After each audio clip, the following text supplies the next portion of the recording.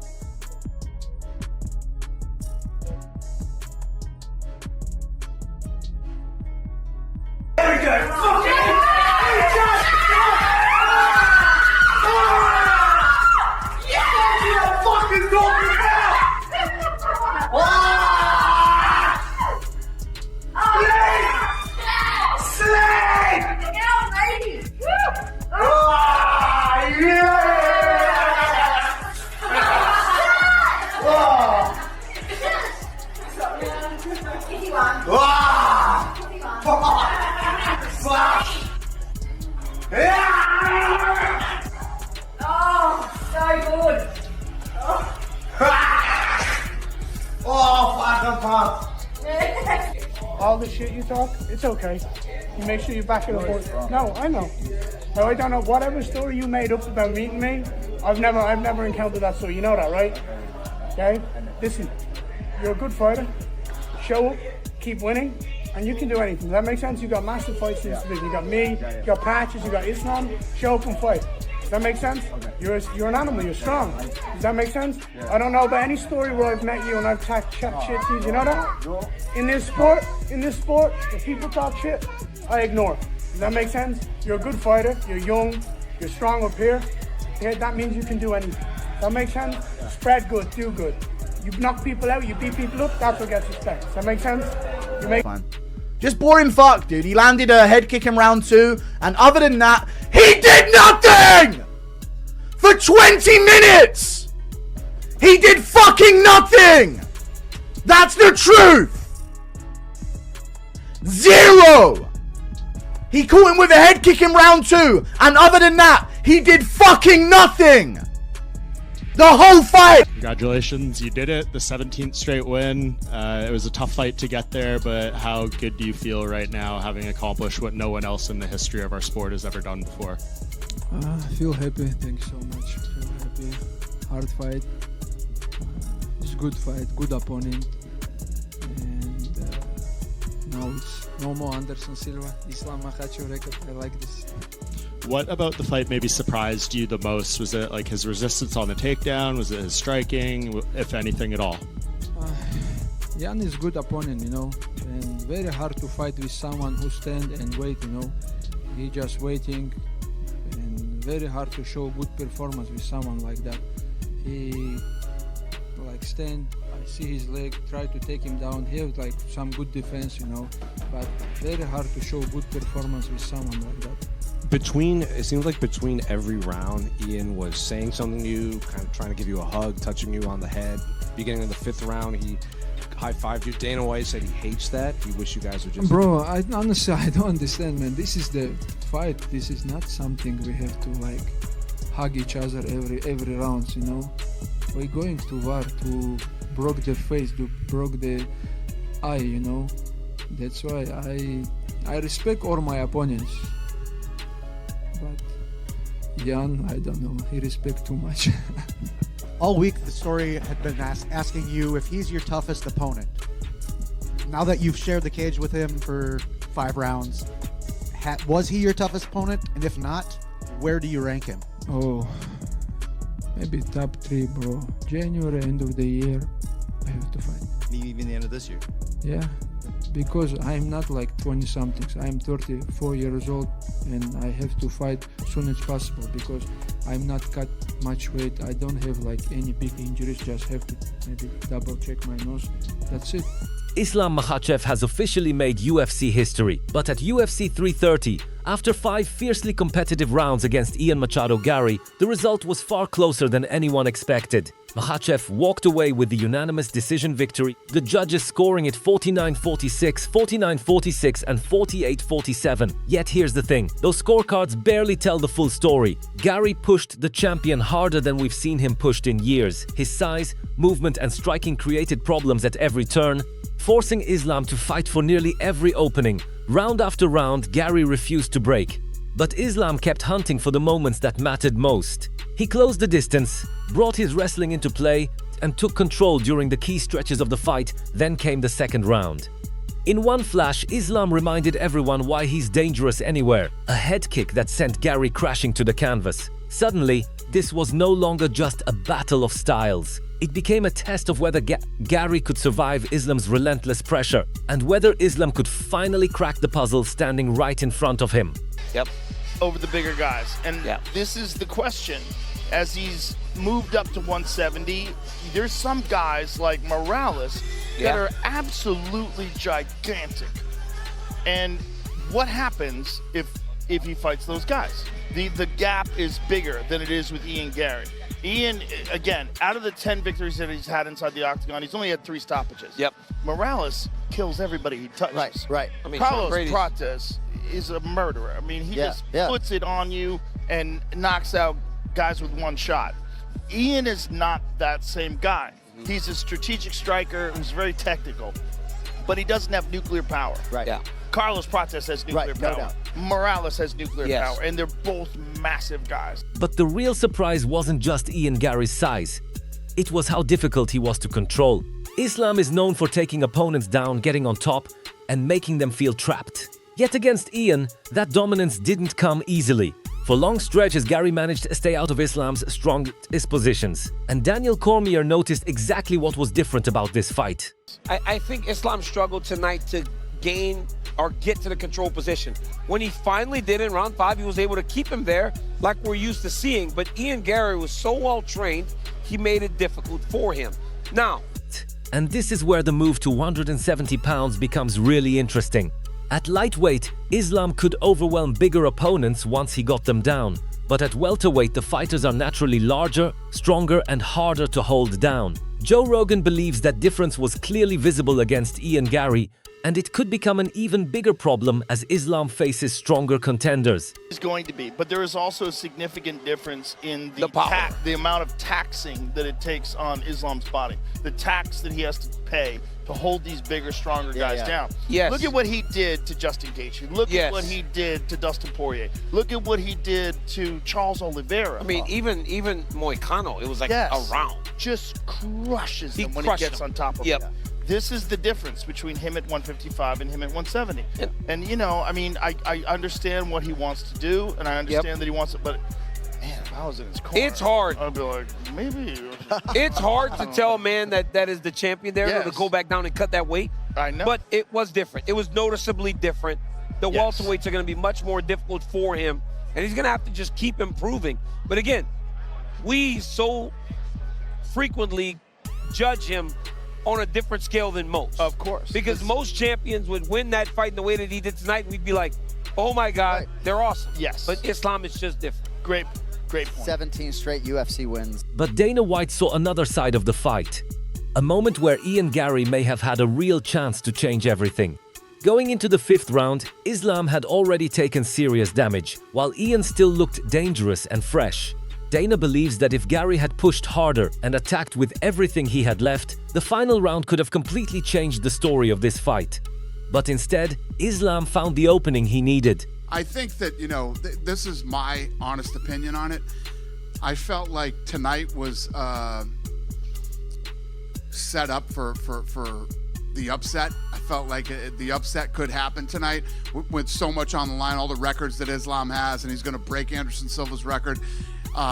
There's weight classes for a reason. Ian Garry is a big, rangy, strong guy who has great takedown defense. I mean, if you look at his takedown defense tonight against Islam, it was impressive. I felt like, I think that Ian is a talented guy. If he had even an ounce of killer instinct in that 5th round, you know, he had been beating him to the body. Islam's whole, I think, right side was beat up. His face was beat up. You don't come out and hug and shake hands in the fight. That drives me crazy when there's so much at stake, and there's also you know, a lot of mental you know, gamesmanship, whatever you want to call it in this game. You come out in that 5th round with a flying knee or something crazy and you try to finish the fight. I think that this is one of those fights that Ian will go back and watch and say, fuck, wish I could do that over again. Would you agree going into the 5th round, it almost looked like Ian was actually the fresher man, like Islam had more? 100%. And, you know, if he came out and tried to destroy and win that last round, you know, with everything that he had, I think it's a totally different fight. And then he gives Islam that explosive, you know, he exploded up and got his back, and once he took his back and put the hooks in, that was a wrap. That he's going to ride that out till the round ends. I felt like this. But, and, you know, that's how I felt. But on the Islam side, Islam went out, you know, the complete opposite now, against a bigger, strong, rangy guy who has good takedown defense, controlled him, shut him down. I don't know if he was in his head, and Ian felt like he had to come out and shake hands in the 5th round or whatever, but, you know, Islam did exactly what he needed to do to win that fight. Do you feel... But while Islam got the win, not everyone was impressed with how he finished the fight. One reaction went straight after Islam's performance in the later rounds, questioning why he wasn't pushing the action more. After round 2, the fight became increasingly tactical, and according to this reaction, Islam seemed more focused on controlling the fight than creating damage. But the numbers from those final rounds make the criticism even more surprising. Be a fucking fighter. This is a combat sport. I hate that shit, man. And the whole time I'm watching Ian do well in round 3 and 4, I'm thinking, Ian's going to take away. Ian's going to take off and pull away with the lead here. But it's just Makhachev disengaging on the feet. Not really attempting anything. I mean, look at the attempted strikes. 10 attempted strikes in round 3. 6 attempted strikes in round 4. You attempted 6 attacks in 5 minutes?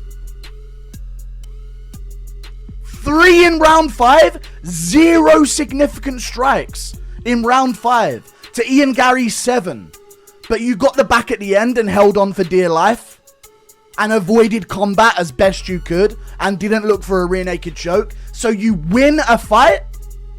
Before the fight, Michael Bisping saw Islam's grappling as Ian Garry's biggest problem. Garry could use his movement at range, but once Islam got hold of him, everything could change. And Bisping explained why Islam is so dangerous against the fence. Hands and striking are always improving, but when you look at Islam Makhachev and the way that he ragdolls everyone, when he gets a hold of them, and more importantly, when he gets them up against the fence, sometimes when he... There was another reason this fight mattered so much for Islam. It wasn't just about beating Ian Garry, it was about building his legacy. Mighty Mouse believed Islam was entering the same level as the greatest champions who defended their titles and created their own era.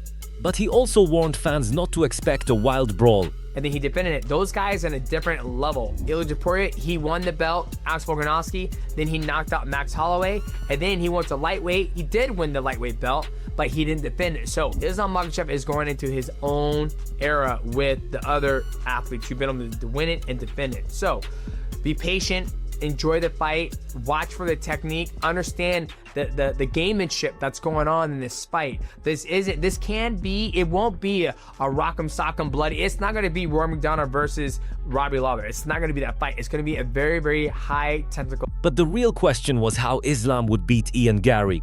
Mighty Mouse believed Islam could win anywhere, but it all depended on whether he could catch Ian. If Garry kept moving, it could go to a decision. But if Islam got the takedown and passed his guard, a finish could come quickly. Who do I have winning against Ian Garry versus Islam Makhachev? I'm going to go with Islam Makhachev. I think Islam Makhachev can win the fight anywhere. Now, do we think Islam Makhachev is going to win by decision or a finish? Islam said he's going to get it done. Islam said he's going to get it done within 3 rounds. And, you know, it just all depends how Islam approaches the fight and how Ian Garry approaches the fight. If Ian Garry is running a lot and Islam's having a hard time catching him, it's probably going to go to a decision. But if Islam Makhachev is able to get his hands on Ian Garry, get him to the ground, and start to pass his guard, then he'll finish him. It all depends how the reaction is going to be when the two clash. And that's will dictate if it's going to be finish or... But even before the fight, Israel had already seen enough to trust Islam at 170. He believed Islam had repeatedly proven his doubters wrong and had handled the move to welterweight the right way. Still, Ian Garry had a chance to create something special, because if he could beat Islam, he wouldn't just win a fight. He could prove he belonged at the very top. Islam is right now the best fighter that the UFC has, or one of top 2. If you put a gun to my head, who I'm going to put money on this fight, I have to go Islam, because again, he's proved me wrong so many times, proved himself right so many times, and proved their pedigree, their lineage over there. This is his new weight class. He's done it right. He took it off the former champ with ease. So yeah, I have to go Islam. But you have moments like UFC 250, when the deck is stocked against Justin. Look what he did. He just had a stellar performance, masterful, overcame adversity to become champ on the White House lawn. That's magic. This is another one of those fights where I'm like, this is it. Like, Ian's come to this point now to prove that he's the best in the world, and he's called his shots. So if he does it, woo, it'll be beautiful, it'll be magical. I like those. Kamaru Usman saw one major weapon that could give Ian Garry a real chance: his ability to read the fight. Ian can see openings before they happen and react quickly when an opponent commits. But there was one huge problem. He had to stay composed and avoid getting taken down and controlled by Islam. If he could do that, Usman believed Ian had a real path to victory. Like his vision, because as a fighter, to be an elite fighter, you have to be able to have the vision of the fight, the vision of how the fight's taking place, how the fight's playing out, and the wherewithal to be able to see the shot before you land the shot, see the setup before you land it. And Ian, I have to be honest, Ian does have good vision of a fight. He can see you. There's that highlight of the only, I think, couple of knockouts that he has in the UFC right now is him sliding back, seeing the shot, and landing the right hand, I believe. So he does have that vision, and if he is able to stay composed and not be put on his butt, put on his back, and not just be controlled, Ian does have vision. He can find it. So that's the shot that I give him. Besides that, I just being on your feet alone, I don't think gives him the edge. And after 5 intense rounds, the biggest question surrounding Islam Makhachev has finally been answered. But perhaps not in the way everyone expected. Islam got the victory. He proved that he could move up to welterweight, face a much bigger and dangerous opponent, and still find a way to win. But Ian Machado Garry showed something too. He refused to break, defended himself against Islam's pressure, and forced the champion into a fight that was far more competitive than many predicted. And that is what makes this victory so interesting, because Islam may have added another win to his record, but his move to 170 pounds has opened an entirely new chapter. The fighters are bigger, the power is different, the wrestling exchanges are harder, and every opponent will be looking at what Ian Garry was able to do tonight. Joe Rogan, Daniel Cormier, Dana White, Kamaru Usman, Michael Bisping, and other MMA voices all saw different sides of this fight, from Islam's control to Garry's movement, toughness, and missed opportunities. But now the question becomes even bigger: who can actually stop Islam at welterweight? Because if this was only the beginning of his 170-pound journey, the UFC may have a serious problem on its hands, and the next challenger might be facing an even more dangerous version of Islam Makhachev.